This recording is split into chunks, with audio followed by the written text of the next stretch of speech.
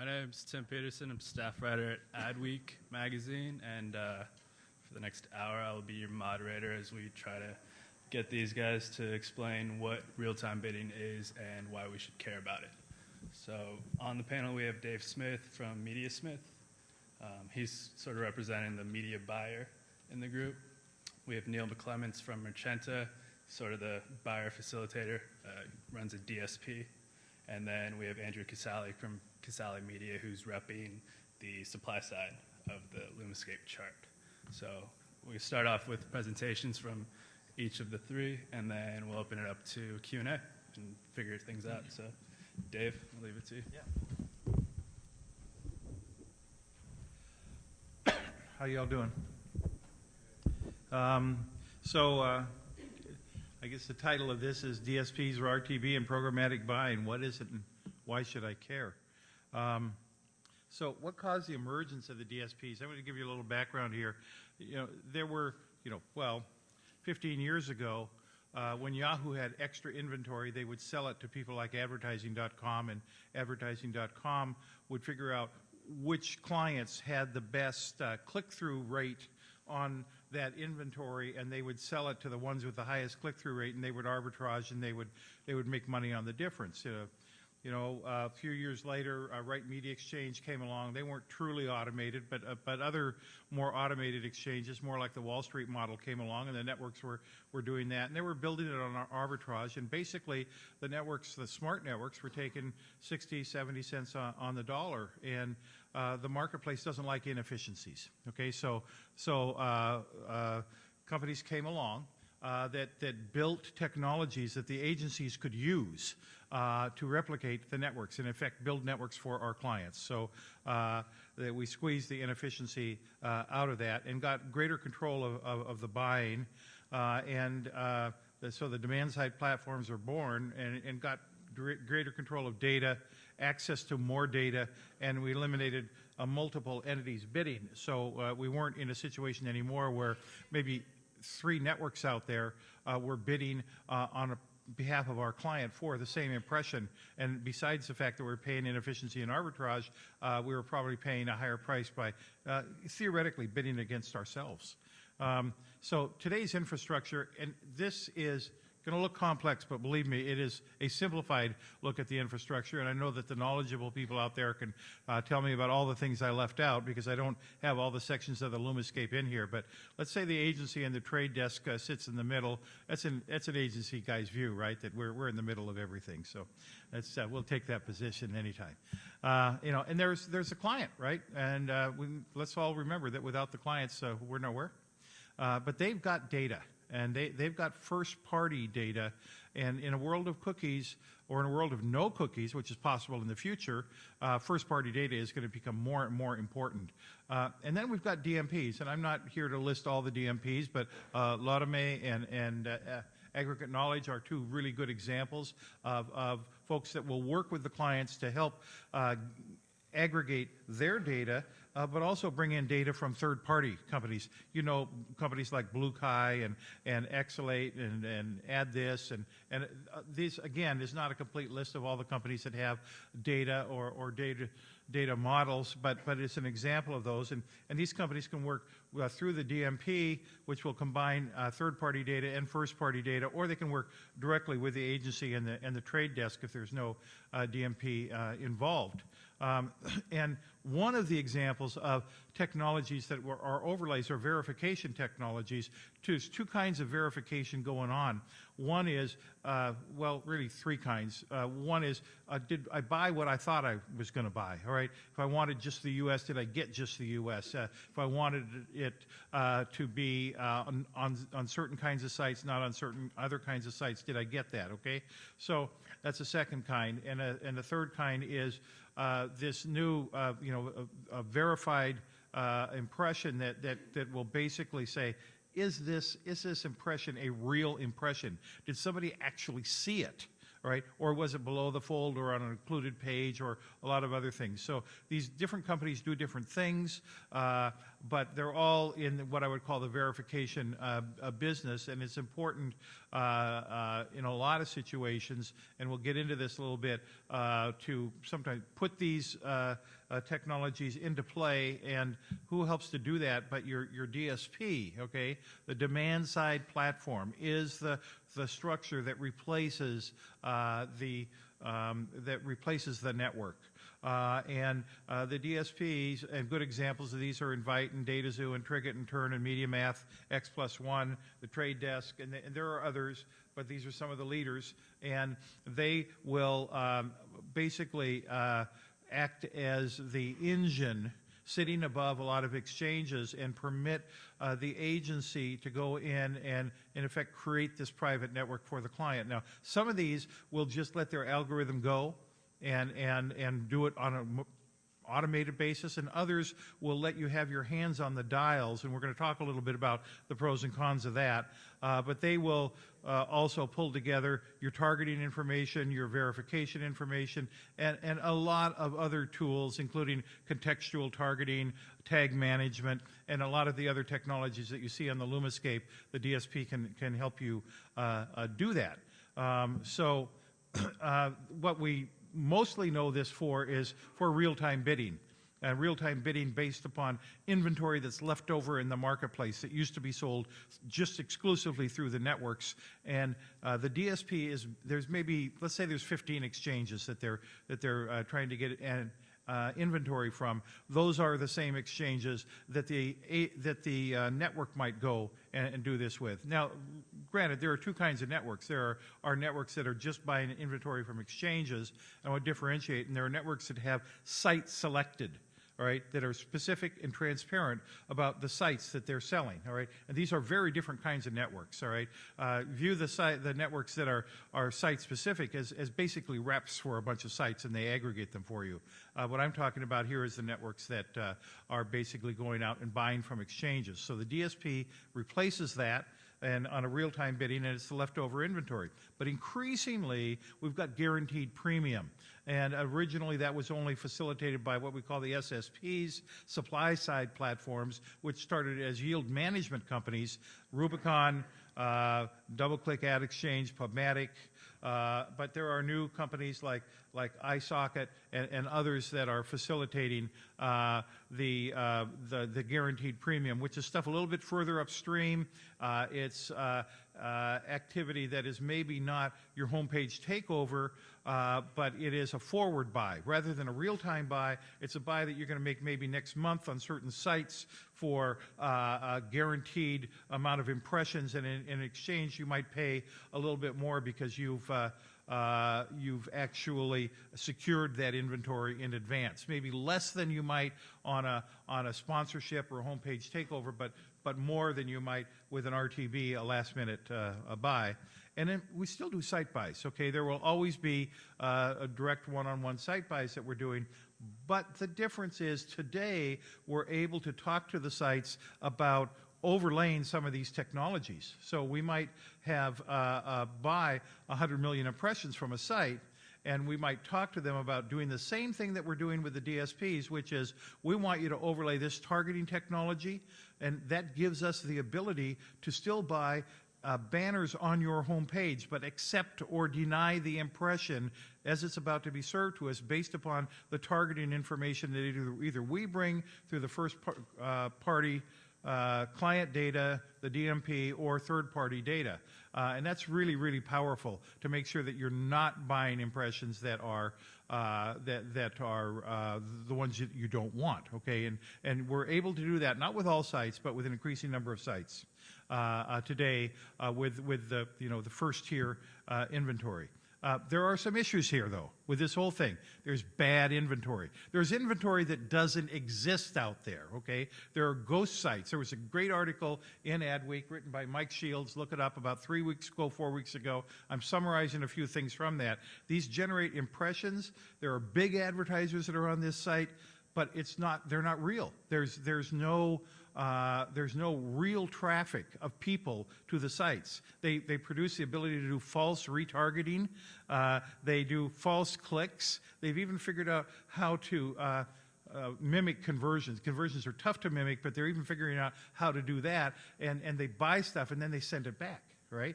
right? There's a lot of fraud going on here. The solution, again, here is verification tools that can help you understand whether you're buying real inventory on real sites. You could, for instance, use a verification tool like Trust Metrics to give your DSP a whitelist saying, I only want to be on these sites. You can be on knowledgeable sites. And by the way, this article that was in Adweek by Mike Shields a few weeks ago names the names of the kinds of sites that you should be watching out for, and some really good examples of these. Some of these are bigger than ESPN.com. They're huge. They're a major advertiser on them, and it's just out and out fraud.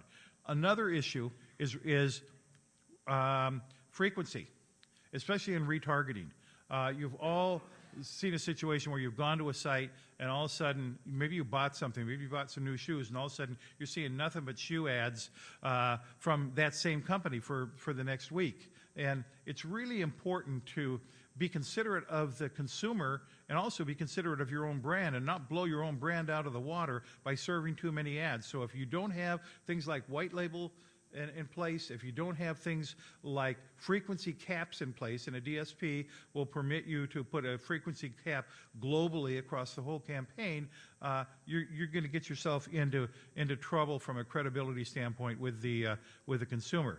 So should you do this yourself and have your hands on the DSP, which some will permit, or should you automate and have the algorithm do it? Well, hands-on respects the planning process. We do a lot of planning. We don't want it just to throw the plan out the door and have the algorithm take over. And we have seen actually DSPs that do that, okay?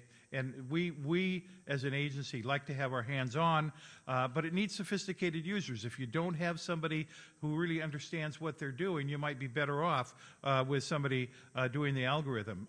Eric Picard, who's probably in the crowd here, made a statement last week. A typical DSP is like a Linux or PC or an Android smartphone. Super powerful. But it needs to be tweaked and configured to give you the value you need. You all know this it's not enough to download an app. You've got to set it up the way that you want to set it up, or it's just not going to work for you, right? So think about your DSPs that way too. You can't just, if all you can do is take the time to turn them on, maybe you ought to let them do the automated rather than trying to do it yourself if you don't have somebody knowledgeable. And by the way, we find a good way to find people for this marketplace are to take people who previously have a lot of experience in search marketing, because they've done the search equivalent of this. So garbage in, garbage out. What are you optimizing against? Most systems will optimize against clicks. Clicks don't matter any more than a CPM matters, okay? What matters is the back-end results. All right, so we need to have systems in place that will give you feedback from the third-party ad server so that you know about view-throughs as well as click-throughs, because more people buy after a view-through. Somebody who sees an ad and goes back to the site later, doesn't click, but goes back to the site later, more people buy from that than buy from clicks. And there's a lot of systems that will optimize against clicks, and they won't optimize against your real buyer. So ideally, systems will eventually optimize against what we call CPW, cost per whatever it is you're trying to measure, okay? All right? And that's really what you want to do, that back end, whether that's a cost per sale or it's a cost per download or again, whatever that is, okay? And that's the ultimate metric. Or brand lift metric. We can have something always on going like Vizu, and we will. Vizu can be an always-on brand metric, and it can measure by site, by impression, by creative, how they're contributing to brand lift, to awareness of the brand, and historically for consumer packaged goods and other major brand advertisers, awareness has been the key brand metric. And so you can turn that on and measure brand advertising just like direct response advertising today if you put the right pieces in place. Okay. And if you don't have the bandwidth to do this, you can outsource. There are companies like Varick Media and Accordant that you can basically turn this over to, and they will operate as your own trade desk, interfacing with the DSPs, et cetera, for you if you don't have the bandwidth to do this from a media buying standpoint. And there's more in the programmatic area besides DSPs. You can Google Display Network performs incredibly well, all right? It probably should be one of the first places you go to before you even consider a DSP. Facebook Exchange, although Facebook Exchange is probably going to work better for you if you put a DSP on top of it. Quantcast, which does programmatic buying on your behalf based upon the profiles that it gleans out of your client's website. It takes a while for the Quantcast or the 33 Across or Radium 1 or Add This to accumulate enough of a sample to be able to target on your behalf, but they're valuable ways to do that and have somebody, rather than just a plain vanilla network, to go and buy on your behalf. So, and there are mobile and video options. They asked us to talk about this. There are mobile DSPs like StrikeAd and DataZoom, MetaResolver, Drawbridge, Gradient X, and there are video DSPs like TubeMogul and Adapt TV. So there are ways to do this, and your regular DSPs can buy some mobile and some video too. So there's a lot of ways to skin this cat for most of the kinds of inventory that you're interested in. I know this was brief, but and fast, but it's a kind of an overlook at the marketplace. I think this PowerPoint will probably be uploaded for you to download from AdTech. I don't know how that's being facilitated, or you can write me. Here's my email address, and I'll be glad to send you a copy, and I'll be around for questions afterwards. Thanks a lot.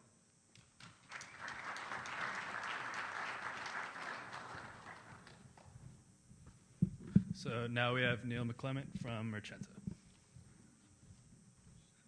Hi, everyone.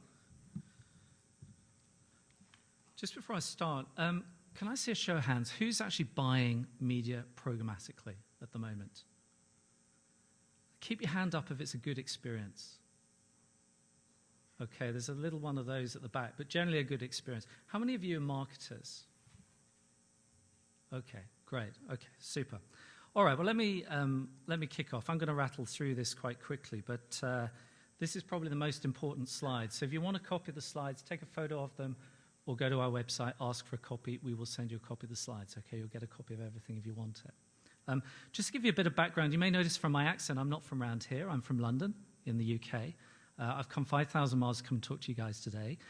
Just to give you a bit of background, we run a DSP, but we're a special type of DSP in that what we specialize in is CPA retargeting and prospecting. In other words, bringing people back to your store online and getting them to buy. And we do that for a whole bunch of people, including some big brands like Microsoft across Europe, Mazda, the car company, and a whole load of smaller pure-play online retailers. So I'm just showing you this to give you a bit of an idea about where my perspective is coming from, because although we're a DSP, we're very focused on delivering performance results to marketers. So who wants to be a rock star? No one. Right. I want to be a rock star. Really, if you're doing programmatic buying and you're doing it well, you can achieve some really significant results. It's not something where you just add milk and it just works. It's not like making custard powder. But if you're doing it well, you can actually achieve some pretty significant benefits that will make you look good to the boss. Okay? And very simply, they fall into 3 areas. So you should be able to realize a reduction in cost over other ways of doing this type of activity and improving performance in the process. And that ultimately, what you're really trying to do is trying to achieve better return on investment. And that's really the sort of the holy grail of all of this. And this is something that we at Mercenta are very, very focused on, because this is actually how we earn our bread and butter. So if you want to be a rock star, I'm just going to walk you through some of the things you might want to think about doing. So how does it work in an alternative way? So for anyone who's been buying media in a traditional way, maybe non-programmatically, you may know this guy, okay? This is the sales rep for a network, sales rep for a particular publisher or a brand. And basically, they're very, very keen to get you to sign an insertion order or a contract. They typically like you to spend big dollars, so you've got to be putting 50 or 100K into a campaign. Otherwise, it's not really worth all the schmoozing and the champagne and the dinners and all that kind of stuff. And they typically represent a relatively small number of publishers, okay? So if you've got particular demographic that you're trying to target or a particular product that you're trying to promote, you may go to one ad network, you may go to one publisher group rather than another. So it's actually quite hard sometimes to actually get the thing to scale out if you're just dealing with 1 or 2 of these guys. And of course, they just want you to sign. It's very simple. And then you wait and see what happens. So as part of the process, some of you may be familiar with doing this, but how do you reach your audience? I mean, who's actually interested in your product or service? And typically, you'll reach for the good old blunderbuss, okay? You'll get the blunderbuss, you'll get the site list, you'll put it up on the wall and you'll fire it. And you'll decide, where am I going to run my ads? Where are my campaigns going to run? So you pick them up front, okay? It's a very, very different approach in RTB with programmatic buying, as we'll see in a moment or two. But this kind of blunderbuss approach, it's served people over the years, but I would suggest moving forward, it's a little bit primitive, and we need to think a little bit more targeted, a little bit more specific than something as crude as a 17th century blunderbuss. Workflow, what a joy. Who's got a fax machine in their office that they use for faxing IOs around? Anybody? Yeah? So the guy on the first slide, he's got the contract to the IO, says just sign it and fax it back. Yeah? Sounds great, doesn't it? So you've got to make sure your fax machine is working. And even when you fax the thing over, you've then got to do the all-important optimization, which is crossing the fingers and hoping for the best, right? Because typically, when you're buying in this way, you don't have that day-to-day, moment-by-moment, minute-by-minute control to actually adjust the campaign. So you have to commit to doing something for a period of time, and maybe a week later, you get a spreadsheet back and it says, it's all gone horribly wrong, but don't worry about it. Let's do dinner tomorrow. So let's fast forward to the future a little bit. This is actually a real photo of one of our data centers. We've got 4 data centers in Europe alone, and you may not be able to see it very well because the guys get really excited about doing it, a bit like the Matrix. They turn the lights down and all the lights on the servers buzz up and everything. But this is a real photo of one of our data centers. And if you look very closely, you won't see a fax machine in there. And that's for a reason. Because fax machines are fundamentally very, very inefficient, okay? But machines are much, much more capable at doing this kind of programmatic buying, okay? Just to give you some idea of how busy these boxes are, right? In the time that you've been looking at that slide, we've probably done about 30 or 40 million ads, okay? You can't do that with people. It's too fast. It's more like stock exchange trading. So, what about your audience? One of the things that's quite different about RTB is it allows you to focus on the audience. So whereas previously you might have been looking at sites as a proxy for audience, with this, you can actually be looking at the individuals themselves. And when you look at the individual, you can decide how much they're worth.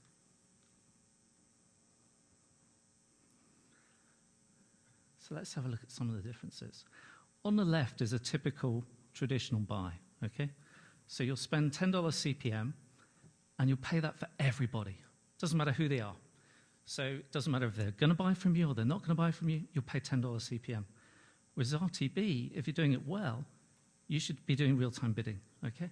So on the right-hand side, if you look, there's different prices. So every single person gets a different price. Every ad is priced individually. And that means you get much more efficiency and a cheaper cost.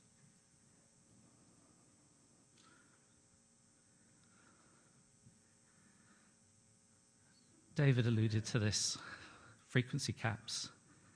Yeah? I think in digital marketing, sometimes we forget who we're actually talking to, people, okay? So one of the things that you've got to watch out for with this is it's very easy to serve lots of ads, but you've got to be careful who you serve them to and when. And often that means you shouldn't be serving them. Being very respectful of the consumer, being respectful of frequency. So let me give you an example of some of the things that you can do. So if you're looking at each individual consumer and each ad is being built dynamically, you can treat each individual specifically to their circumstance. So in this example, this is one of our publishing clients in the UK.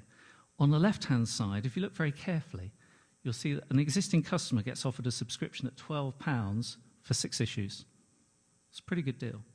If you went to the newsstand, it might cost you that for 3, right? However, if we can detect that this is actually a new customer, someone who's never actually subscribed before, we can offer them a much, much better deal. And if you look on the right-hand side, you'll see there's a pretty good proposition there for someone who's not actually subscribed before. And this is all about actually looking at the individual consumer and saying, are you really worth marketing to? And if so, what should I be showing to you? What should I be saying? Okay? You can't do that with traditional buys. RTB allows this, and it's much, much more respectful of the consumer. And funnily enough, when you're respectful of the consumer, they tend to buy more. Some we tend to forget. If you look after the consumer, they tend to spend more. So, who knows how RTB works? Put your hand up if you think you know how it works. 2, 3, 4. Oh, experts, great. You keep me right on this so I get it wrong. So here's a very common example, and just to bear in mind, this whole process happens within about 80 milliseconds, okay? And if you think about it, when you blink, it takes about 300 milliseconds. Just bear that in mind, okay? So, where are we?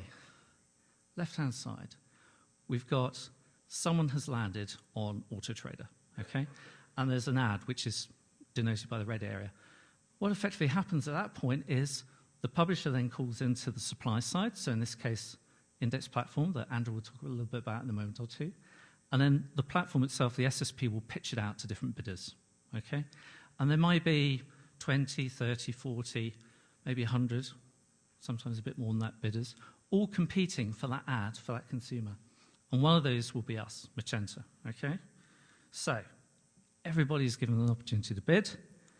Everybody bids, okay? So bidder X has decided they're going to be pitching at about 80 cents. Bidder Y, a little bit more than that. Bidder Z, they're cheapskates, 32 cents for that ad.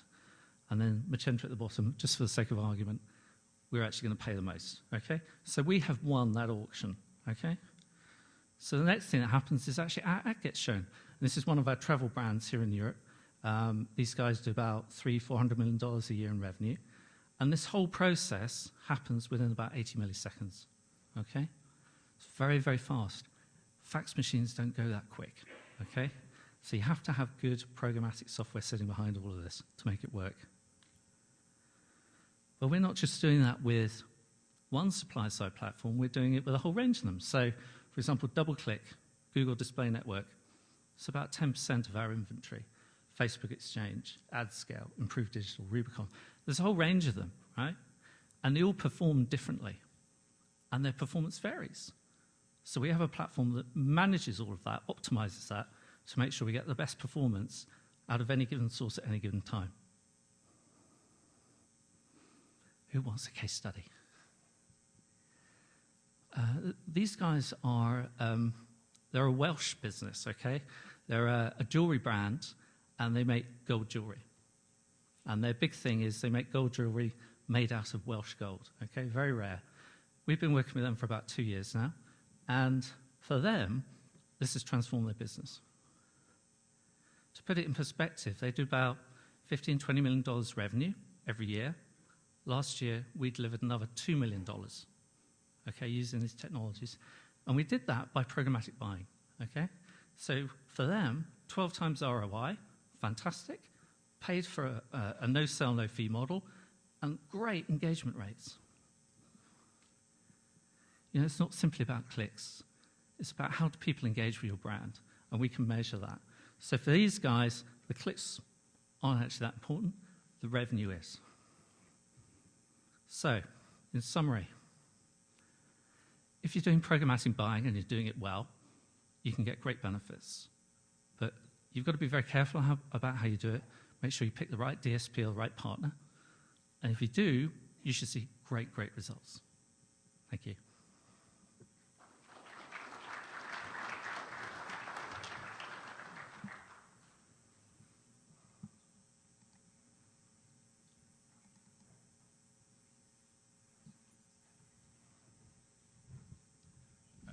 Now we have Andrew Casale from Casale Media. So I'm going to represent the sell side.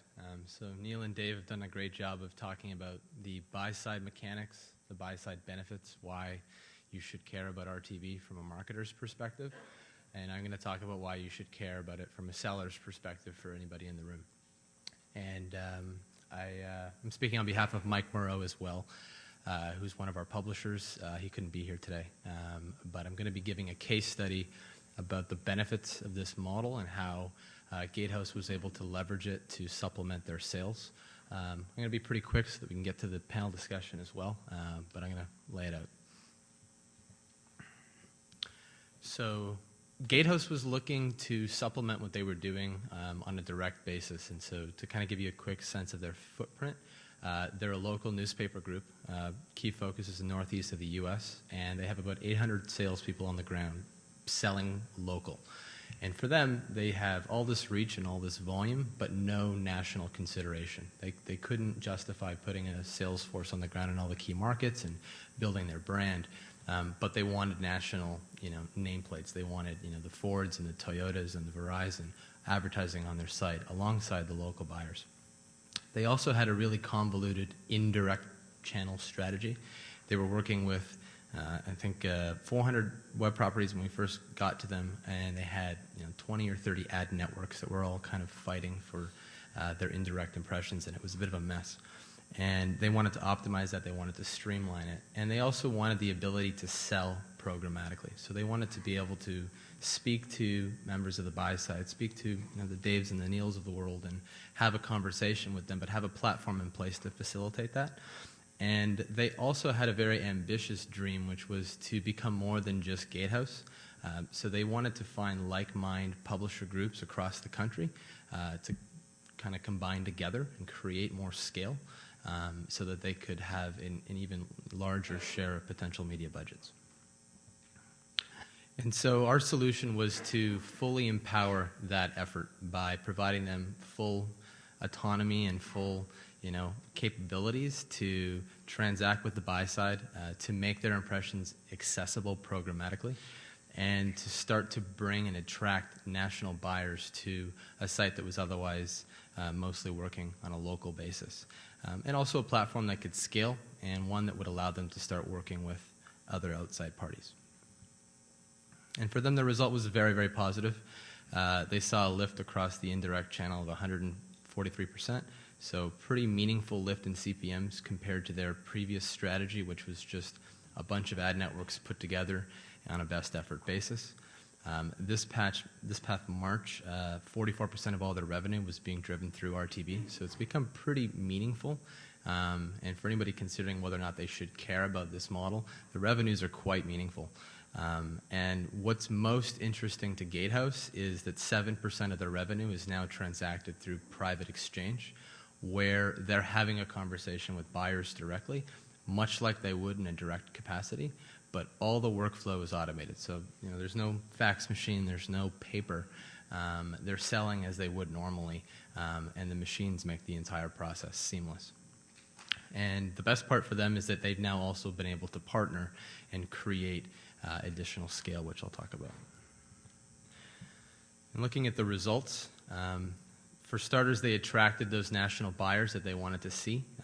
Their biggest buyers by revenue include Ford, AT&T, Target, GM. Exactly who they wanted to see on their site, they've been able to find. And they're getting consideration across major ad categories: retail, automotive, telco. There's no one category that's driving the bulk of the spend. It's quite uniform. And that effort to consolidate more scale and create more partnerships has also taken off. They've created a brand around it called Adhance Media, and they've attracted 30 publisher companies together, the likes of which include Morris and Ogden and Entercom and Jones Media, newspaper groups across the country, to pool supply, create scale, and become a more attractive programmatic buying point. And now looking forward, they're going to be leveraging that additional scale to create more opportunities. One of the big priorities for them is to make data more accessible to buyers that they have either through their own sites and through their partner network, as well as moving beyond just display into mobile and video. And that's it. Thanks.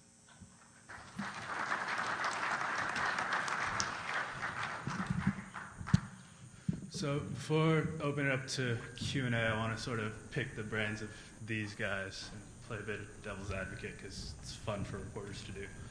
So virtues of programmatic buying seems to be for advertisers, you can get a bunch of the audience that you want in different places, targeting at scale essentially.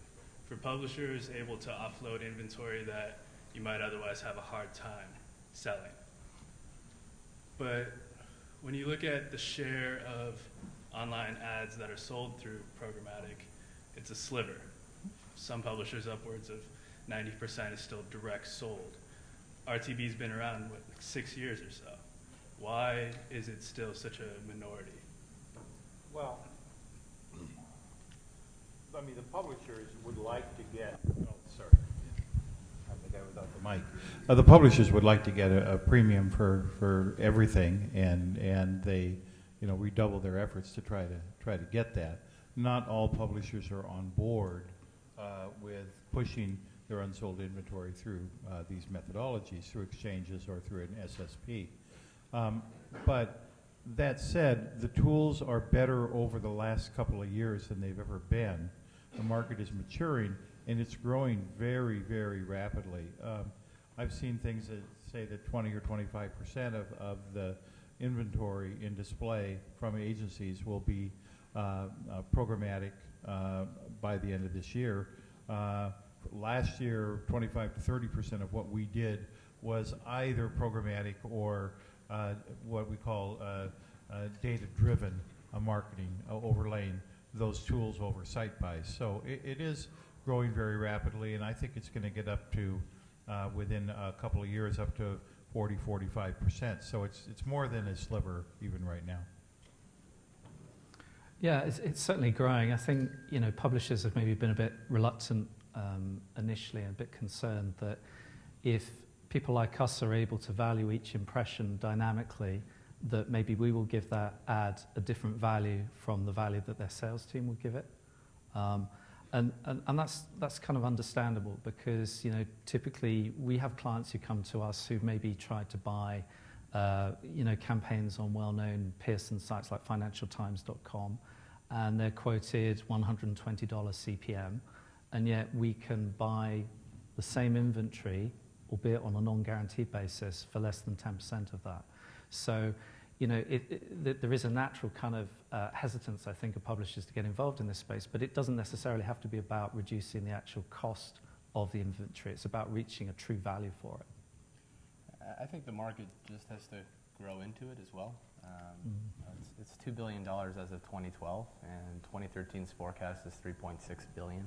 So it's growing very fast, and it's becoming very significant. When you hear Forbes speak on stage at various industry events, that they see 50% of their ad revenue becoming programmatic in a year, there's also going to be that rapid catch-up that will be a function of publishers' willingness to participate in the model. I would say its growth over the span from when it started to where it is now has been largely limited by publisher adoption.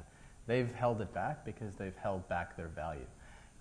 But we are getting to a point where they're going all in, or at least they're putting more of their premium into the pipes so that buyers are finding more value. And that process is changing very quickly. There's this perception that with RTB inventory, it's for direct response advertisers. It's Pepsi's not going to be interested in it, Kraft's not going to be interested in it. It's for people who are going to drive a specific call to action, sales, usually. How are you guys seeing that change, if at all? Well, if you whitelist and you control the sites that you want to bid on, then there's no reason why you couldn't use it for brand advertising at all. I know the clients are concerned about the environment of their brand advertising, so you just have to put special controls in place. I would say if you look at the marketers that have adopted it, when you look at the top spenders in RTB, there isn't a bad name in the mix. You see the likes in the chart I showed of Ford and Toyota and Verizon and AT&T. And you also see very little churn. What we need are more marketers to adopt the channel, but what we rarely see are buys start and stop. Typically, somebody will start buying through the channel and then put more money into it. I think when they're putting more money into it, it's not just going to be direct response. Direct response is easy because it's very measurable, but I think that's just a starting point. I mean, we've certainly seen, for example, we've got a large European travel organization, and they originally started working with us purely on the basis of trying to drive direct response KPIs, so brochure requests, requests for bookings, that kind of thing. But once they got used to the flexibility and the control that they had there, they've actually started running brand-style campaigns where the metrics are quite different, and they're more about sort of brand awareness, brand lift. So just because it started off as a kind of a direct response type channel doesn't mean that it's going to stay that way. And I think as more of the premium inventory comes into the channel, as Andrew said, actually that will encourage some of these larger brands to get more heavily involved. From publisher perspective, you had the slide, Neil, about pricing, and the numbers you had up there, probably generalized, but $10 CPM for direct sales, $3 CPM for indirect sales. I mean, are publishers just getting dragged by the hair into RTB because that advertisers can do cheaper buys for it? Well, no one's asking them to commit to doing it. So a lot of the inventory that's there is non-guaranteed. So, you know, it's slightly different kind of comparison. But, you know, we're able to value those impressions accurately based on our advertisers' actual KPIs. And I think for a long time, to be really blunt, actually, there's been a real mismatch between what publishers think their inventory is worth and what it's actually worth to the advertisers themselves. So if you're working in a direct response model and everything's programmatic, you can actually measure those kinds of things very, very accurately. And that allows you then to be very specific about what you're willing to pay. Having said that, what we do find is that a lot of publishers, particularly the smaller publishers or the smaller publishing groups, are often surprised that actually we are willing on behalf of our advertisers to pay substantially more than what they would previously have been expecting. And that's because we don't have any of the arguments about, you know, it's a homepage, therefore, you know, we should be paying this for it. We actually just bid on it, and if we're successful, we get it.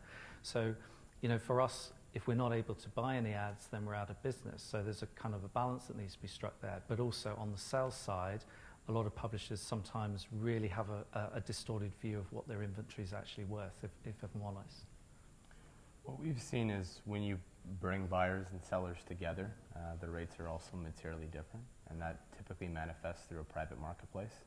You know, you're talking about $1 or less generally when it's on the open market, and there might be opacity. The publisher might be holding back value.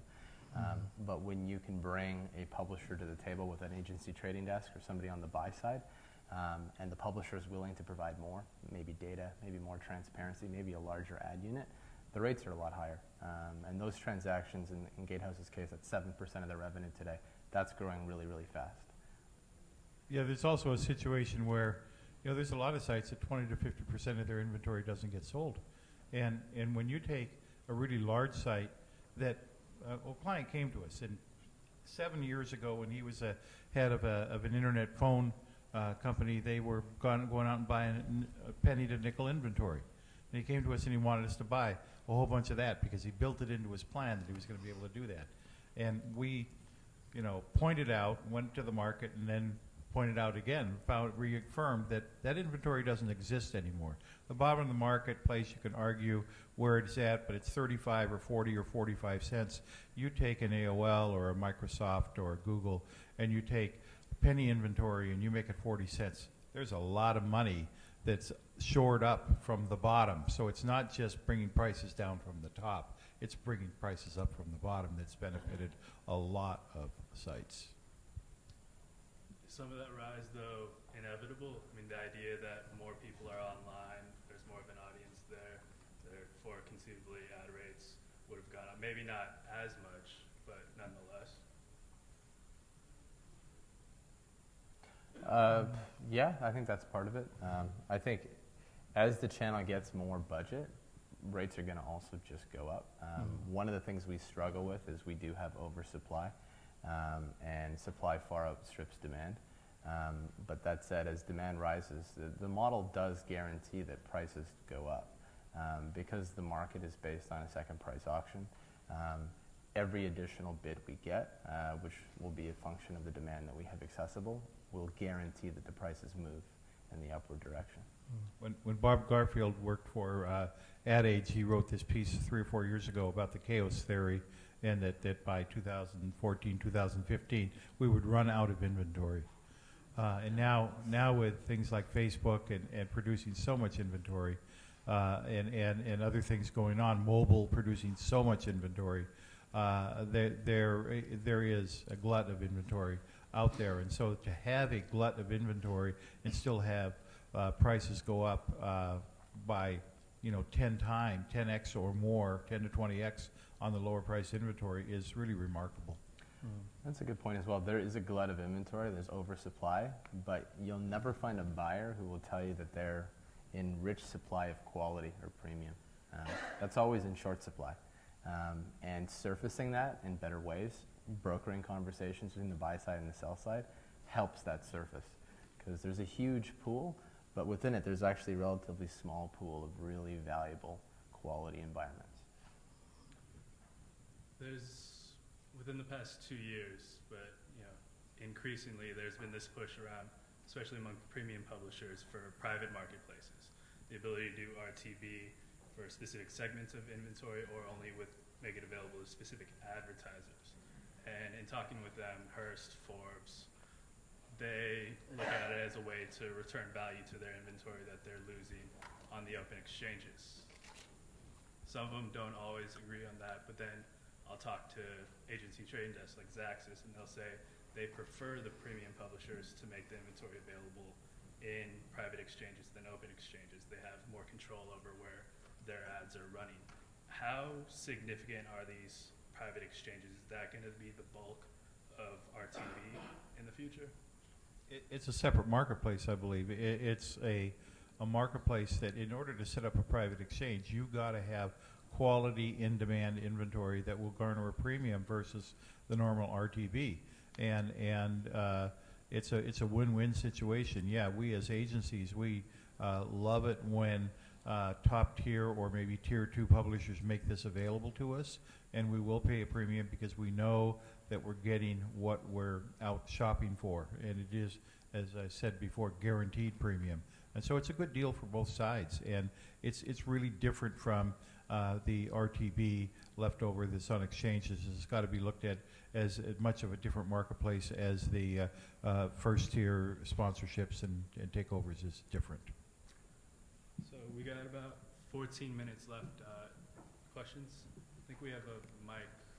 There we are.